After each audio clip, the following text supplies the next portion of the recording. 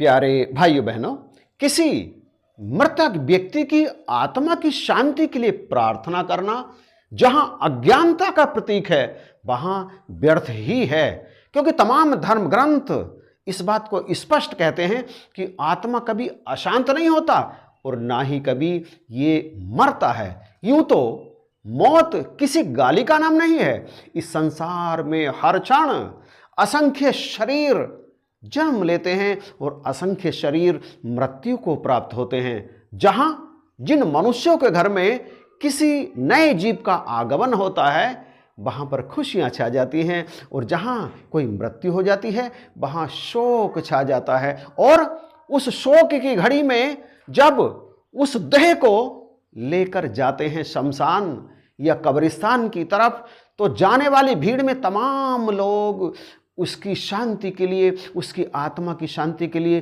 प्रार्थना करते चले जाते हैं। और उसके बाद में कई यज्ञ भी कराते हैं, कई तरह के क्रियाकलाप कराते हैं धार्मिक, ताकि उस मृतदेह की आत्मा को शांति प्राप्त हो। बहुत बड़ी संख्या में ऐसे व्यक्ति हैं संसार में जिनका यह मानना है कि इस शरीर में आत्मा रहता है और ये शरीर आत्मा के कारण जीवित है। जब तक शरीर में आत्मा रहता है तब तक शरीर जीवित रहता है, और जब इस शरीर की यात्रा पूरी हो जाती है तो आत्मा इस शरीर में से निकल जाता है, और निकलने के बाद वो तमाम कष्ट भोगता है, अशांत रहता है, परेशान रहता है, भटकता है। तो उसकी भटकन को समाप्त करने के लिए, उसको शांति प्राप्त हो, इसके लिए ये लोग तमाम तरह के धार्मिक क्रियाकलाप करते हैं, परंतु हकीकत यह नहीं है।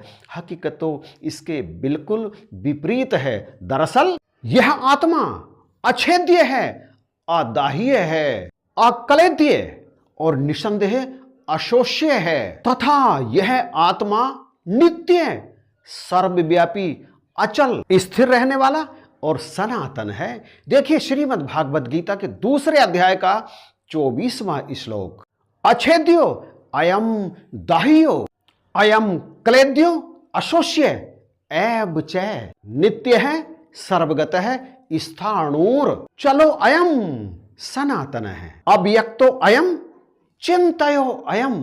अगले श्लोक में यानी 25वें श्लोक में पार्थ को समझाते हुए भगवान कहते हैं कि हे पार्थ, यह आत्मा अव्यक्त है, अर्थात ये इंद्रियों से समझ में आने वाला है ही नहीं, और ये अचिंत्य है, अर्थात ये मन का विषय भी नहीं है।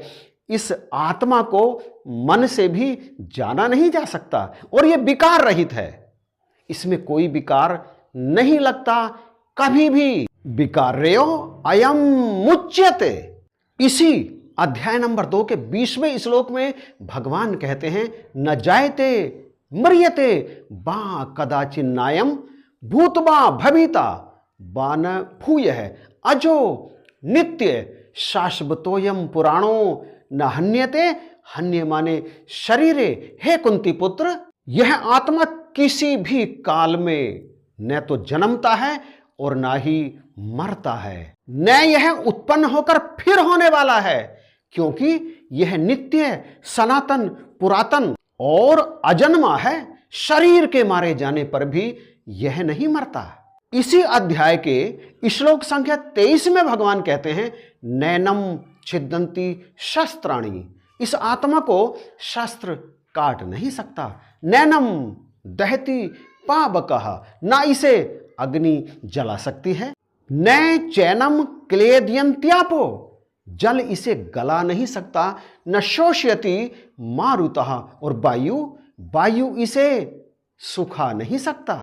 तो प्यारे भाइयों बहनों, जिस आत्मा को न जल गला सकता है, न वायु सुखा सकता है, न शस्त्र काट सकता है, न अग्नि जला सकती है, जो हर समय, हर क्षण, हर स्थान पर मौजूद रहता है, जो अदाह्य है, जो अक्लेद्य है, जो अशोष्य है, जो अजर है, अमर है, अविनाशी है, जो अव्यक्त है, जो अचिंत्य है, जो अविनाशी है, अजर है, अमर है, जिसका कभी नाश नहीं होता, जिसका कभी जन्म नहीं होता, जिसकी कभी मृत्यु नहीं होती, ऐसे आत्मा के इस शरीर से निकलने की बात अज्ञानता की बात है।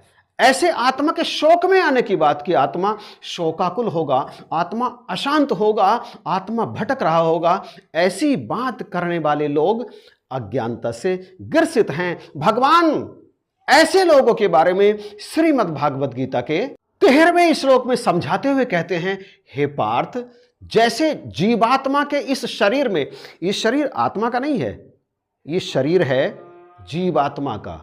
जीवात्मा, जीव जो सूक्ष्म रूप में इस शरीर में निवास करता है। तो उस विषय में अर्जुन को समझाते हुए भगवान कहते हैं कि हे अर्जुन, जिस तरह से जीवात्मा के इस शरीर में बालपन, जवानी और बुढ़ापा आता है, उसी प्रकार इस जीवात्मा को नया शरीर प्राप्त होता है। उस विषय में बुद्धिमान विवेकशील पुरुष शोक नहीं करते।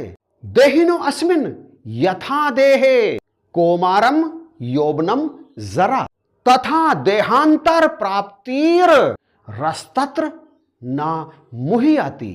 तो प्यारे भाइयों बहनों, इस वीडियो को देखने के बाद और इसमें भगवान की दिव्य वाणियां सुनने के बाद शायद अब आप जरूर कहेंगे कि यदि आत्मा की शांति के लिए प्रार्थना की जाती है तो फिर वो प्रार्थना अज्ञानता का प्रतीक ही है, और शायद आप अब आत्मा की शांति के लिए प्रार्थना नहीं करेंगे, आप करेंगे इस बात के लिए प्रार्थना कि जीते जी जो बचे हैं, जिन्हें अभी मृत्यु के मुख में जाना है, वो इस रमे राम का दर्शन करें, इस आत्मा का, इस परमात्मा का दर्शन करें और इस मनुष्य देह की कीमत को डाल लें। वीडियो के बारे में आपकी राय का सदैव की भांति इंतजार करूंगा।